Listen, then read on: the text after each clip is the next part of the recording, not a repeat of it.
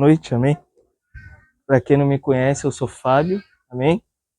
Sou lá de São Gonçalo, daqui do ladinho. Vamos abrir em Romanos capítulo 10, carta de Paulo aos Romanos, capítulo de número 10, versículo de número 6 até o 15. Romanos 10, versículo 6 ao 15, amém? Acharam aí?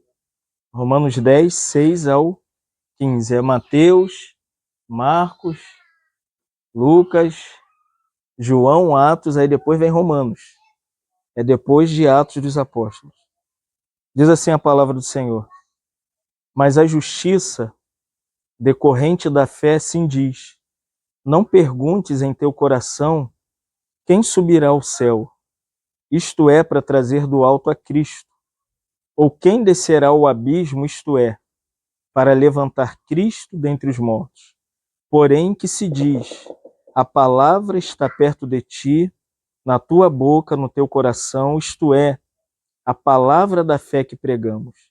Se com a tua boca confessares Jesus como Senhor, e em teu coração creres que Deus o ressuscitou dentre os mortos, serás salvo. Porque com o coração se crê para a justiça, e com a boca se confessa a respeito da salvação, porquanto a Bíblia diz: todo aquele que nele crê não será confundido, pois não há distinção entre judeu ou grego, uma vez que o mesmo é o Senhor de todos, rico para com todos os que o clamam. Porque todo aquele que clamar o nome do Senhor será salvo. Como, porém, clamarão aquele em quem não creram? E como crerão naquele de quem nada ouviram? E como ouvirão se não há quem pregue? E como pregarão se não forem enviados?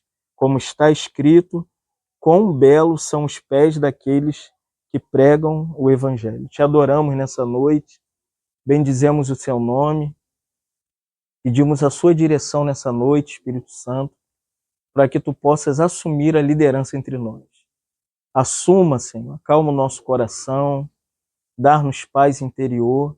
Pedimos a ti que também abra, ilumine os olhos do coração dos irmãos que aqui estão, aqueles que já te conhecem, aqueles que ainda irão de te conhecer. É o que nós pedimos a ti nessa noite, Pai, em nome de Jesus. Amém. A carta de Paulo aos Romanos, ela tem uma ênfase muito bonita, né? Que a gente poderia dizer que o que ela apresenta para a gente é o evangelho completo. Tudo que a gente entende como evangelho está deduzido em toda essa carta, né? E quando a gente pega especificamente os primeiros, segundo, terceiro, quarto, quinto, sexto, sétimo, oitavo, até o nono capítulo, para a gente entrar no capítulo 10, o que a gente compreende é que Paulo está fazendo uma narrativa completa do plano de salvação. Como Deus veio a essa terra para salvar o homem. Paulo chega a chamar isso de o Evangelho de Deus. Ele fala que ele é o apóstolo chamado pelo Senhor, separado pelo Senhor, para pregar o Evangelho de Deus. Por que o Evangelho de Deus? Porque o Evangelho, ele nunca se inicia com o homem. O plano de Deus sempre se inicia com Deus. Se Deus tem que fazer alguma coisa, salvar o homem, tirar o homem do inferno, levar o homem para o céu, não espere que algo inicie em você. Por isso que Romanos 1:1, Paulo diz que é o Evangelho de Deus. Não é belo você entender que é Deus quem quer o seu coração, é Deus quem vai buscar você, é Deus quem vai te encontrar. Só que quando Paulo entra no capítulo 2, Paulo mostra que esse Deus, que é a própria resposta para a humanidade, que a gente chama de evangelho, evangelho significa uma boa notícia. Qual é a boa notícia de Deus? É que Deus enviou o seu Filho para morrer na cruz, para morrer em seu lugar, porque nós éramos todos pecadores. E chega a dizer, no capítulo 2, versículo 4, Paulo diz que diante dessa grandeza do evangelho, de tudo que Deus tem, nesse plano de salvação, Paulo diz assim, não menospreze a bondade de Deus, porque o evangelho apresenta, primeira coisa, sobre Deus. O que Deus é? Para Deus me salvar dos nossos caminhos tortuosos, indo direto para o inferno, só poderia ser um Deus que é bom. Amém, irmãos? Se Deus não fosse bom, como a gente poderia ser salvo? Como que Deus poderia nos encontrar? Por isso que 1 Pedro, capítulo 2, versículo 3, Pedro diz assim, provai e vede que o Senhor é o quê? Que o Senhor é bom. Amém, irmãos? O Senhor é bom. É a bondade dele que fez com que o seu coração voluntariamente, desde toda a eternidade, largasse o céu na pessoa do seu filho, como Paulo escrevendo aos Coríntios diz que Deus estava em Cristo reconciliando consigo o mundo. Por que Deus tem que reconciliar a humanidade com ele de novo? Por que Deus tem que salvar Rodrigo, Elaine, Fábio, Mara, Joana? Por quê? Olha Romanos 3, versículo 23. Paulo diz assim, já que Deus tem um evangelho, já que Deus é bondoso, por que Deus quer alcançar o meu coração? Paulo diz, porque eu sou pecador. Romanos 3, 23, ele diz assim, todos pecaram. A gente não tem noção, irmãos, o que fez Jesus largar o trono na eternidade para vir a essa terra para nos alcançar. Sabe o que foi? Foi porque nós havíamos pecado.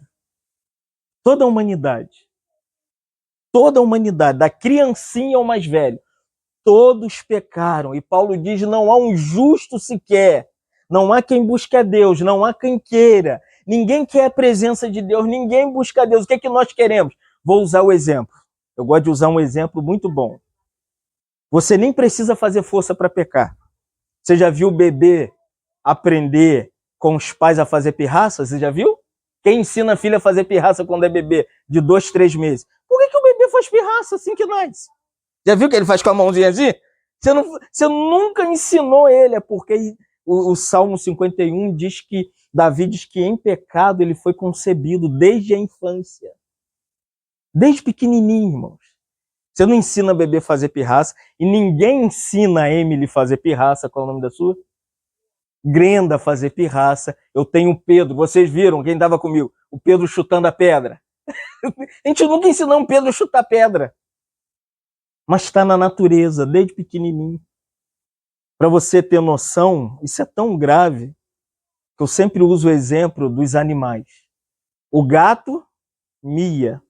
O cachorro e o pecador? Vamos lá? O gato mia. O cão e o pecador peca. Então a gente precisa entender que é muito grave o que aconteceu no universo. Esse universo que você vê colorido, belo, verde, na verdade isso aqui é um Matrix. O mundo não é isso aqui não, irmãos. Esse universo ele está caído. E a humanidade que está neste mundo que a gente chama de cosmos, Deus não criou o mundo, Deus criou os céus e a terra. Você lembra de Gênesis 1? No princípio criou Deus os céus e a terra. O mundo é uma invenção do diabo. Por isso que ele é colorido, por isso que ele é belo, por isso que ele é atraente. E toda a humanidade, quando nasce no mundo e em pecado. Em pecado, irmãos. É muito grave. Que a gente acha que o que vai mudar essa sociedade é você educar as pessoas. Não sei se você já percebeu, quanto mais educação, mais a sociedade se torna caída. O homem educado não muda, é igual você tentar, não sei se você já viu aquelas pessoas que educam o leão, já viu? O leão educado? Aí leva ele para casa, aí dá mamadeira igual criança, já viu? Aí bota a mamadeira na boca do leão, ele toma leite, ele vai crescendo. Ele vai crescendo. Aí teve um caso desses, que o rapaz que criou o leão, ele tentou pegar o leão domesticado e soltar o leão, mas o leão é leão. Qual é a natureza do leão? Ele é um bicho assassino, não adianta. Uma hora ele vai se manifestar como leão. E numa dessas, ele deu as costas. E quando ele virou o leão, abocanhou aqui nele e o matou. Não tem como reformar o homem com a educação, nem com a política e nem com a religião. O que transforma o homem é o evangelho, amém, irmão? É a palavra, é Jesus, é a sua pessoa, é a sua obra. Não tem como mudar o homem de fora para dentro.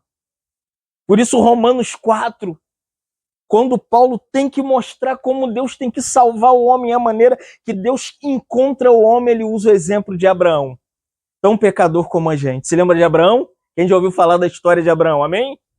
Quem era Abraão? Abraão era aquele homem que estava em Babilônia e de repente o Senhor chamou em Gênesis 12 e falou: Abraão, sai da terra da sua parentela e vai para o lugar que eu te mostrarei. Gênesis 12, 5 diz que creu Abraão e ele foi o quê? Justificado. Amém, irmão? Como que Deus salva? Deus te dá fé. Amém? Deus coloca fé no seu coração para você crer. Em Romanos 4, Paulo diz que creu Abraão e ele foi justificado. Não tem como largar o mundo se Deus não te der fé. Transformar o seu coração. Por isso que reforma externa não salva o homem. Ah, tem que fazer isso, tem que fazer isso, tem que fazer... Não tem que fazer nada. Deus tem que te dar fé salvadora. Efésios 2:8, Paulo diz: pela graça sois salvos mediante a fé. Isso não vem de vós, mas é o quê? É um dom. Deus coloca no seu coração. Deus imprime fé. Deus faz com que você que estava morto nos seus pecados, Deus te ressuscita. Efésios 2:1, Paulo diz: estávamos mortos em nossos delitos e pecados e ele nos deu vida eterna através de Jesus. Através de Cristo, da pessoa de Cristo, a fé salvadora entra em você e o que acontece agora? Você tem uma vida que não é mais a sua antiga vida. Entendeu, Rodrigo? Não tem nada a ver com esse negócio aí de religião, tem a ver com Jesus, amém? É Cristo, é a pessoa de Jesus. Romanos 5:1, Paulo diz, o que essa salvação traz? Romanos 1, o evangelho. Romanos 2, a bondade. Romanos 3, eu sou pecador. Romanos 4, essa justiça me absolve e me livra do inferno eternamente. Romanos 5, Paulo mostra o elemento dessa fé que te salva. Ele diz assim: justificados, pois mediante a fé temos paz com Deus. Se lembra como você vivia antigamente? O que você não tinha?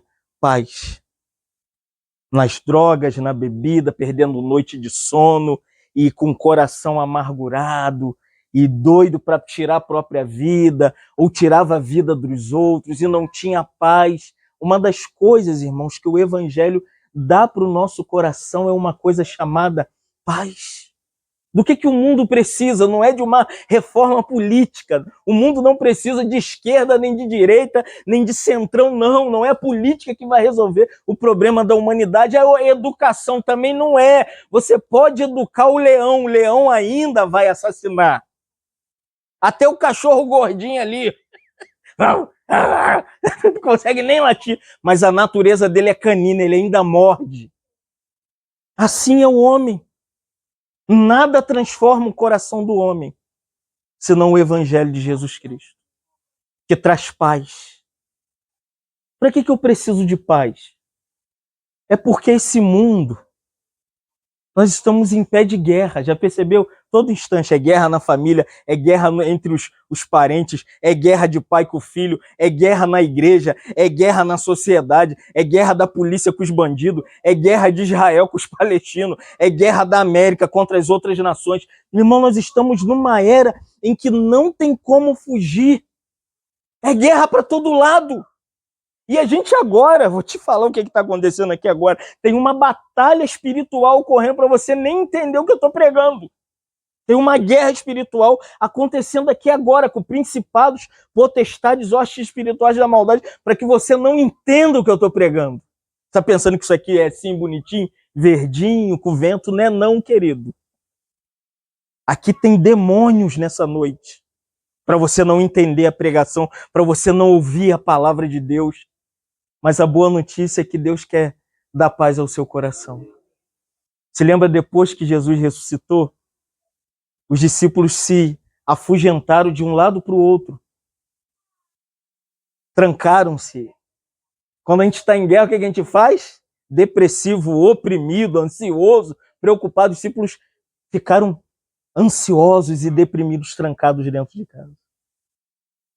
Mataram o mestre. Quem seriam os próximos a morrer? Seriam eles. E de repente, o Cristo ressurreto, ele passou pela parede. Entrou todo mundo ali com o olho arregalado, ele entrou e chegou no meio deles. Qual foi a palavra de Jesus pós-ressurreição? A primeira palavra, você sabe qual foi? Paz seja convosco. Isso não é belo, irmãos? Que Jesus quer nos dar paz. Jesus quer trazer paz para o seu casamento, para a sua família, para os seus filhos, para o seu cônjuge. O Senhor quer dar paz para a gente, irmãos. Esse mundo, ele não é o nosso lar. Ele não é a nossa casa. Ele não é a nossa morada. A nossa morada é em Cristo. Isaías 9:6 diz que Jesus é o príncipe da paz. Quem que é o príncipe da paz? Amém? Você quer o príncipe da paz? Ele é o príncipe da paz. Então, quando a gente pula para Romanos 10, é justamente disso que Paulo está tratando. Será que para encontrar esse Deus, que é o Evangelho, que é bondoso, que nos livra dos pecados, que nos justifica, que nos dá paz, será que a gente tem que se esforçar para encontrar o Senhor? No versículo 6 de Romanos 10, Paulo diz: não, não, não, não. A gente não precisa ir lá para o céu, para o terceiro céu, para trazer Cristo lá do alto, não. Qual é a questão toda? É que a gente quer tentar buscar Jesus da nossa maneira, já viu? Todo mundo tem um meio para buscar Jesus. O kardecista, o bandista, o fulano, o cicrano, não, irmãos. Olha como Paulo diz aí, tá com a sua Bíblia aberta, Paulo diz assim: não perguntes no seu coração que tem que subir para o alto para trazer Jesus de lá, esqueça. Você não precisa ficar com o coração agitado. Eu tenho que ter uma forma de encontrar Jesus. Eu vou te dizer, Jesus já veio ao seu encontro, amém? Ele já veio. Olha só, Paulo diz assim, olha só, isto é para trazer do alto a Cristo, versículo 7. Ou quem descerá ao abismo para levantar Cristo dentre os mortos? Você não precisa ir num lugar escuso, escondido, escuro, não, irmãos. Cristo já veio, amém? João 1,18 diz assim: ninguém jamais viu a Deus, mas o Deus único que estava no seio do Pai foi quem o revelou, amém? Quem é a revelação de Deus para a humanidade? É Jesus Cristo. Jesus saiu da sua eternidade, largou a eternidade e ele se encarnou, entrou no ventre da Virgem Maria e depois de 9 meses nasceu o menino. O Filho de Deus, é isso que Paulo está dizendo aqui. Olha, Paulo diz assim, não precisa subir nem descer para o abismo, amém? Esquece o céu, esquece o abismo, Cristo já veio, amém, irmãos? Cristo já veio. Qual é o problema da religião? É que tenta tatear, encontrar Cristo aqui, encontrar Cristo ali. A busca do homem tem que terminar, porque Jesus já veio. Aí Paulo diz no versículo 8, o que diz? Por que Cristo veio? Porque a Bíblia diz. Você acredita na Bíblia ou não? Ele veio! Eu vi na van meditando. Os outros pensam que a gente é doido, ficam olhando para nossa cara. Eu estou falando com Jesus. Eu estava ali no meu interior. Ah, obrigado, tu já vieste. E Paulo diz, como que eu enxergo que ele veio? Como eu percebo que Cristo veio? Paulo diz assim, a palavra, a Bíblia, está perto de ti. Está onde? Na sua mão. Está no seu celular. Hoje tem Bíblia no celular, tem Bíblia no áudio, tem Bíblia no vídeo, tem Bíblia física. Irmão, Deus tem um monte de maneiras para atrair os filhos dele. A palavra está perto de ti. Aí Paulo diz assim, aonde que a palavra está? Ó, aonde? Na boca. Ó, na boca. E no coração. É o tema da nossa mensagem. A palavra da fé que pregamos. O que é a palavra? A palavra é que Cristo se fez carne, João 1,14. E o verbo, a palavra se fez carne e habitou entre nós, cheio de graça e de verdade. João disse assim, e vimos a sua glória como a glória do Filho único do Pai. Amém? Aquele homem, há 2000 anos, que nasceu lá em Belém e criado em Nazaré, era a palavra que se encarnou, que veio. A palavra, então, agora, ela está perto de ti. Não só a palavra escrita, mas a própria expressão da palavra escrita, que é vida e é espírito. Quando você lê a Bíblia, agora você tem a Bíblia sendo transmitida para o seu interior. A própria palavra. É a palavra. Mas para onde que a palavra tem que ir? O grande problema é que as pessoas acham que... Boa noite. Que a palavra, ela tem que ser só entendida aqui. As pessoas acham que a palavra é só para lógica, só a razão. Tem que estudar, tem que virar teólogo, tem que virar PhD, tem que virar MBA. Não precisa de nada disso.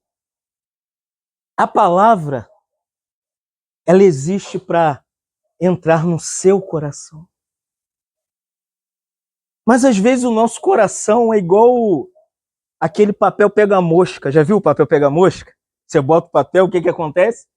Tudo, as moscas vai voando. Tuc, tuc, tuc, tuc. Às vezes, por que eu não consigo vibrar com a palavra, entender a palavra?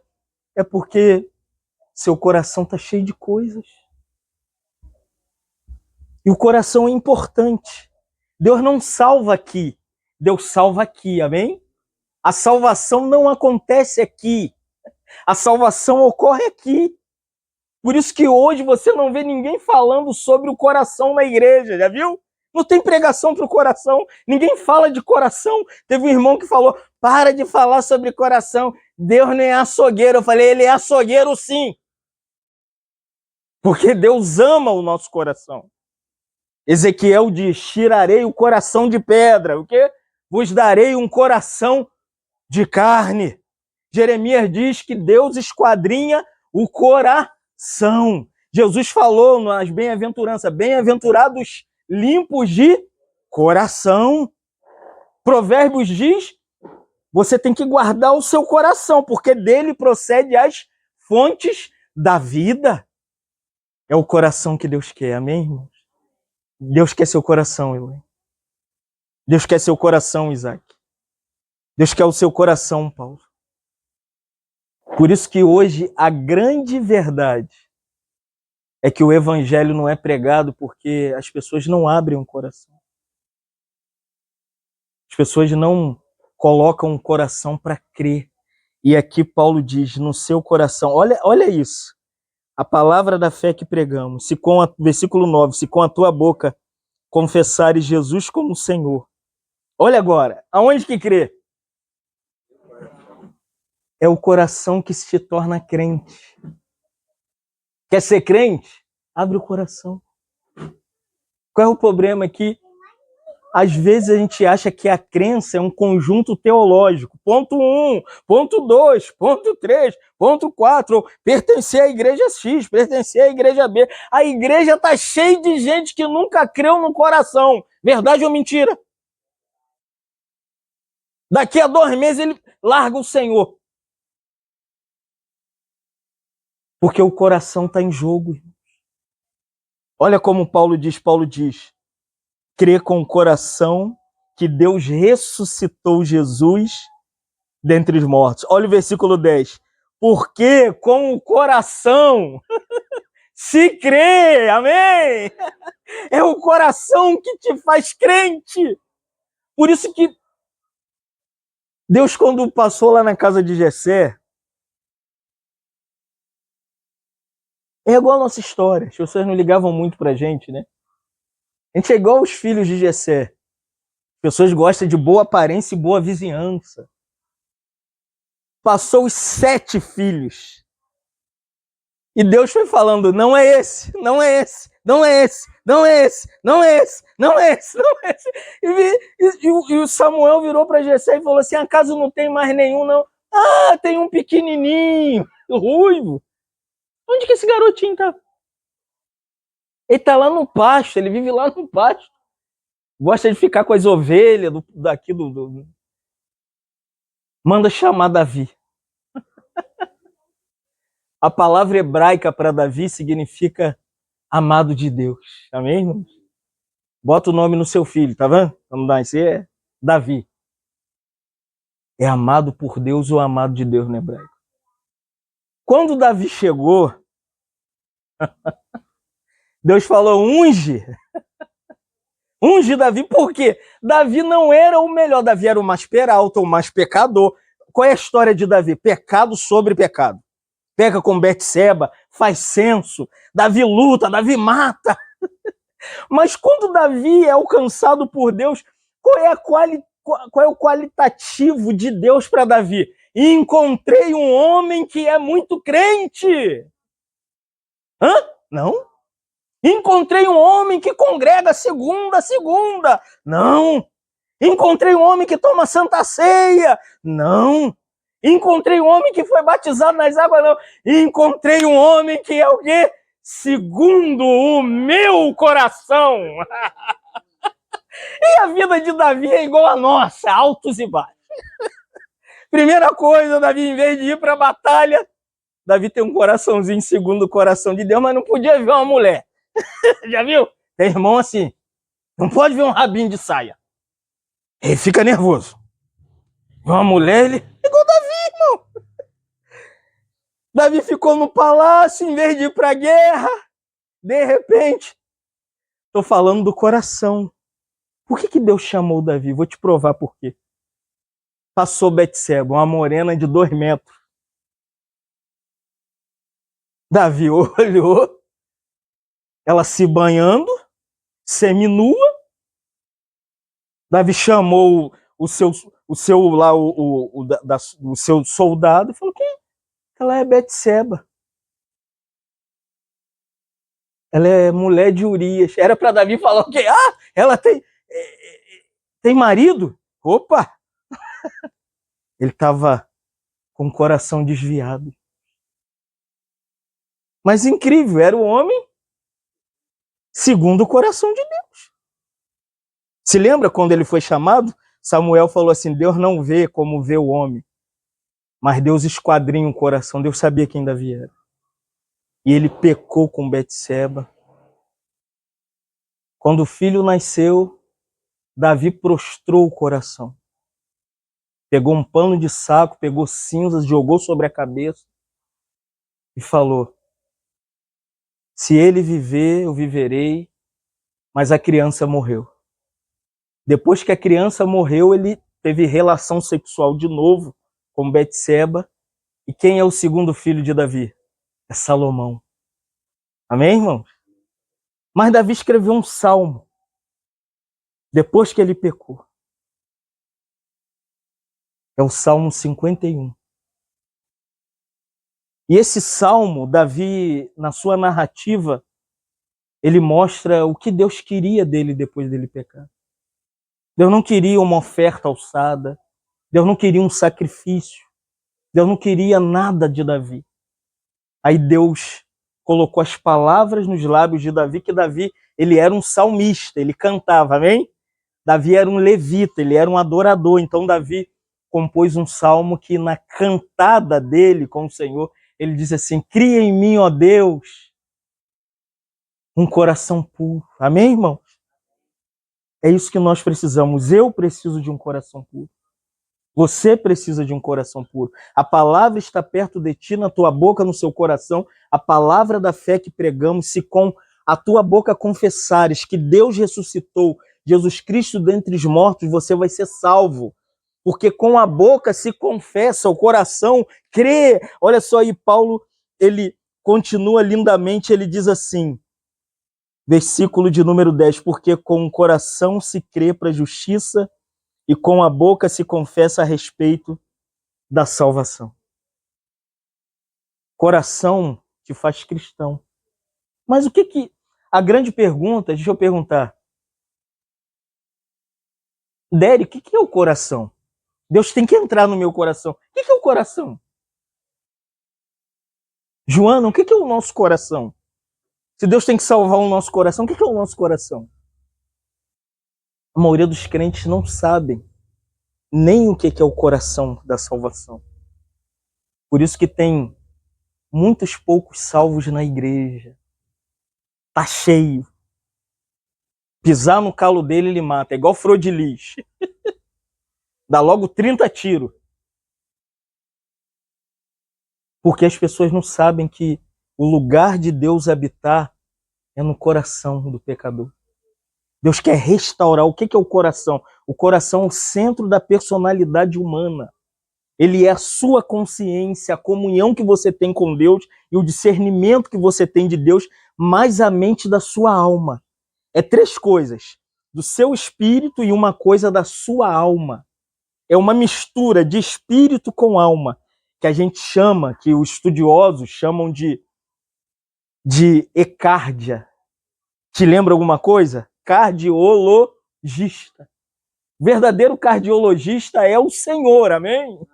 É Ele que conhece seu coração. Aqui eu não estou julgando o que você faz, o que você não faz, o que você deve fazer, o que você vai fazer. Não, irmão. Aqui a gente está debaixo da liderança do cardiologista espiritual, que é Deus, é o Pai, é o Filho, é o Espírito Santo. O cirurgião é Ele, é a Trindade.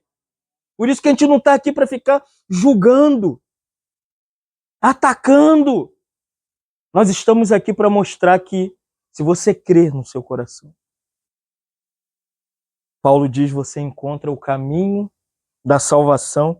Versículo 11, Paulo diz assim, porquanto está escrito, todo aquele que com o coração crê, não vai ser confuso. Ai, irmãos, essa é a era da confusão, já viu? Tudo é confuso. Tem gente me acompanhando agora aqui na questão da casa. Quanta confusão, né, irmão? Não é? Quanta confusão. Às vezes a gente fica confuso aonde o nosso filho vai estudar, com quem a nossa filha vai casar, a casa que eu tenho que morar, o carro que eu tenho que ter. Mas aqui está dizendo, se eu creio com o coração, acaba a confusão. Então por que eu estou confuso? É porque eu ainda não entreguei meu coração ao Senhor. Entrega os seus caminhos ao Senhor e o mais Ele fará. O que a gente faz? A gente não entrega o coração. Se não entregou o coração, não entrega a vida, não entrega filho, não entrega casa, não entrega casamento, não entrega trabalho, não entrega funcionário. A gente fica com tudo na mão. Aí o que acontece? A gente infarta. Por que tem tanto jovens infartando? Não é por causa da vacina da Covid, não. É porque o coração está atribulado. O coração fica grande. Não consegue dormir. Não tem hora para dormir. Não se alimenta direito. Não tem vida espiritual, não ora, não lê a Bíblia.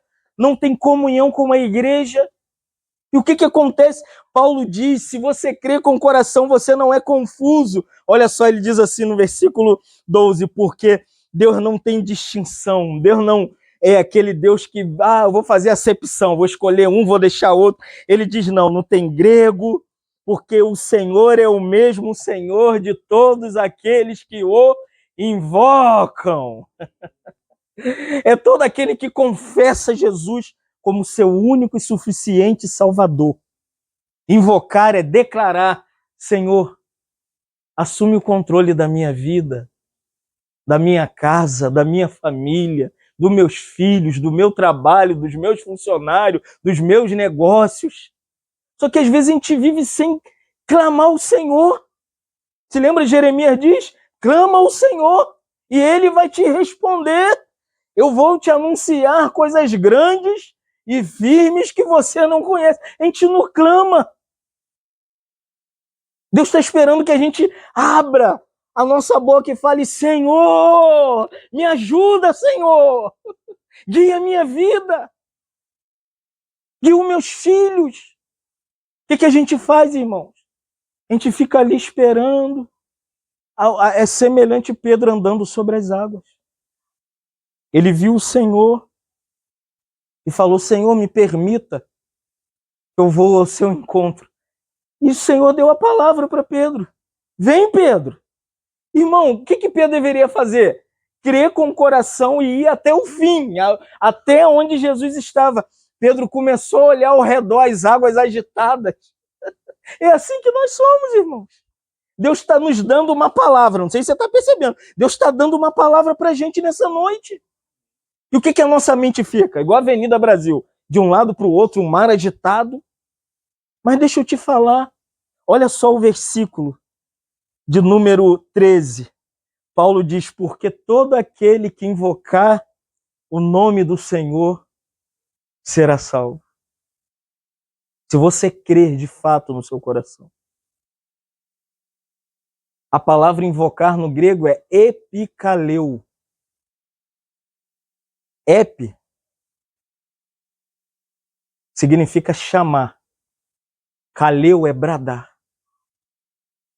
Ou seja, o convite do Senhor para nós é que a gente reconheça o senhorio de Jesus na nossa vida.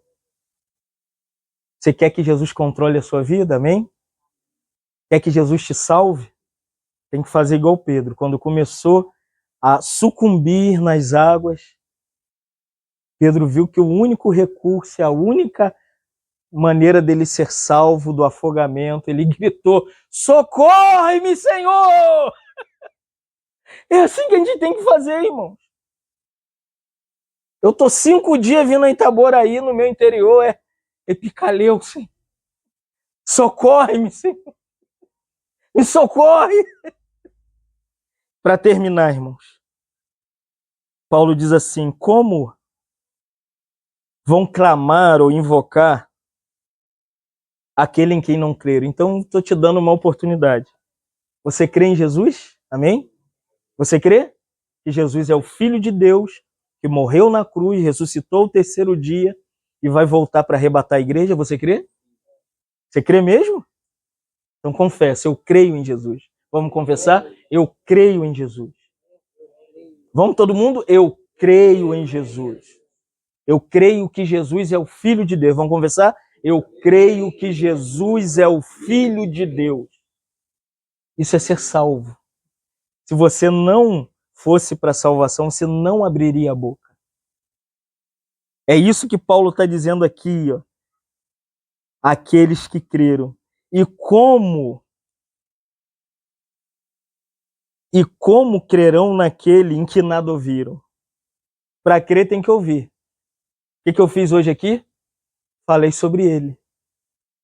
Cantamos sobre ele, oramos para ele e continuamos a anunciá-lo nessa noite. E Paulo continua: e como ouvirão se não há quem pregue? É por isso que eu estou aqui. Seria mais cômodo eu ficar sentado aí com vocês. Mas tem que ter quem pregue. Hoje a urgência da igreja é de pregadores. O que a gente encontra? Animador de palco. Já viu a pastorada hoje? Se veste de palhaço. Tem pregador que virou coach. Ele sobe ali só para falar de recurso, finança, bens materiais, casa, carro. Isso não é pregação, irmãos. A pregação anuncia Jesus, que morreu para te libertar dos seus pecados e te levar para o céu. Você quer carro? Faz igual o Rodrigo. Trabalha. Tá ali um homem que trabalha com a perna inchada. Trabalha. Faz igual Paulo. Faz igual Fatinha com a família. Quer carro, casa. Não pede a Deus, não. Trabalha que Deus te dá. Agora, Deus não vai te dar nada. Deus não prometeu bens de ninguém nessa terra. Deus prometeu vida eterna. Não é isso? Não é, irmãos. João 3,16. Deus, vamos lá, amou o mundo de tal maneira que vai te dar uma casa de praia, um jet ski, Trabalha e compra. Tem gente que me odeia. Se Deus não te deu dom para ser rico, tem que trabalhar, querido. Agora ficar fazendo barganha com Deus, isso é pecado, irmãos. Deus não aceita barganha. Se nasceu rico, você vai ter. Nasceu na família Diniz, você vai ser dono do grupo Atacadão, não tem jeito. Nasceu o bebezinho, herdeiro do grupo Atacadão. Fez 10 anos, jet ski, é Mercedes-Benz, carro importado. Nasceu na família Falcão, acorda cedo, bonitinho. Vai trabalhar cedinho.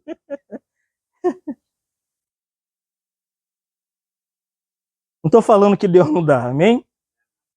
Mas não é promessa da Bíblia. É Deus amou o mundo de tal maneira que deu seu Filho unigênito para todo aquele que nele crê não. Você quer perecer e quer ter vida boa? Ou você quer a vida eterna? Essa noite eu estou apresentando a pregação da vida eterna para vocês. O que importa é que Rodrigo, sua família, vocês entrem no céu e a gente se encontre lá. Quer bens? Trabalha. Aí anda de carro com ar-condicionado, né, Rodrigo? Tem motorista, tem motorista. Irmãos, é verdade. Qual é a questão? É que as pessoas não querem trabalhar e pensam que Deus é o Papai Noel. Pensa que Deus é o Papai Noel. Não, irmãos. Terminando, Paulo diz assim: e como pregarão se não forem enviados? Por isso que eu tenho que sair de São Gonçalo, enviado. É enviado por Deus, amém, irmão? É Deus que envia. Terminando, Paulo diz assim: como está escrito, quão formosos são os pés daqueles que pregam o evangelho. As irmãs gostam de fazer unha, né? Gosta? Quem gosta de fazer unha aqui, levanta a mão. Só as irmãs, só as varoas. Gosta de fazer unha? Gosta? Gosta? Gosta, Jaque? Gosta, Elaine? Gosta? Vou te mostrar o caminho do pé bonitão. Vamos esvaziar o salão da Joana. O caminho do pé bonito é pregar o evangelho, tá aqui. Os pés ficam bonitos quando você sai e leva a mensagem de Jesus para as pessoas. Não, mas não deixa de fazer não, tá, irmão? É bonito, uma varoa com as unhas pintadas, né? Tem umas que colore, bota desenho, faz sim, irmão. O marido gosta, unha feita. Tem homem até que faz, né? Eu fui fazer, com as unhas toda inchada. Então, falei, não, é melhor só anunciar o evangelho. Negócio de fazer pé e mão, não dá não, pra mim não dá. Mas tá aqui. Essa é a palavra da fé que pregamos. Que o Senhor fale mais ao coração de vocês. Que a gente não conseguiu falar, temos dificuldade para transmitir, mas o Espírito Santo, ele é vivo e está entre nós, amém? Está dentro de nós, sobre nós. Que o Espírito Santo fale seu coração. Se você ainda não teve uma experiência de salvação, que o Espírito Santo salve o seu coração. Se você já foi salvo, que o Espírito Santo continue te salvando de segunda, terça, quarta, quinta, sexta, sábado, domingo, segunda, a vida toda. Mas nós estamos aqui hoje. A primeira parte é para falar sobre a palavra da salvação. Amanhã nós vamos falar sobre a essência do Evangelho, o conteúdo do Evangelho, o poder do Evangelho, a essência do Evangelho, o que constitui o Evangelho, porque hoje a igreja parou de pregar o Evangelho. Por isso que está cheia, está lotada. Prega o Evangelho lá, não fica um. É igual que o irmão, virou irmão, né? Bezerra da Silva morreu crente, né?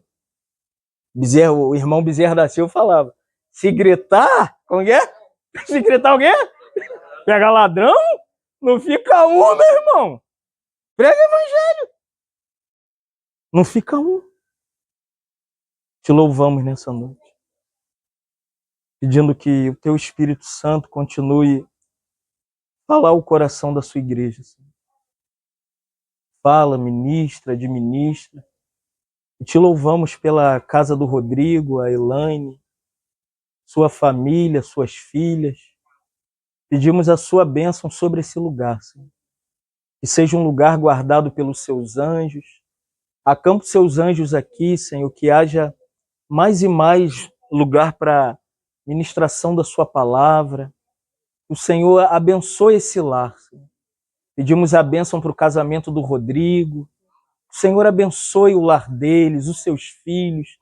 Também pedimos a bênção para os negócios do Rodrigo, Senhor, onde ele tem colocado a sua mão. Cremos que a bênção do Senhor está sobre ele, Senhor. Como diz a sua palavra, bendito Deus e Pai, que nos tem abençoado com toda sorte de bênçãos. Também a cada irmão que aqui está, aqueles que ainda não foram salvos, salva os que não foram salvos nessa noite.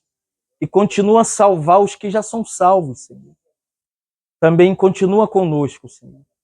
É o que nós oramos, em nome de Jesus. Amém.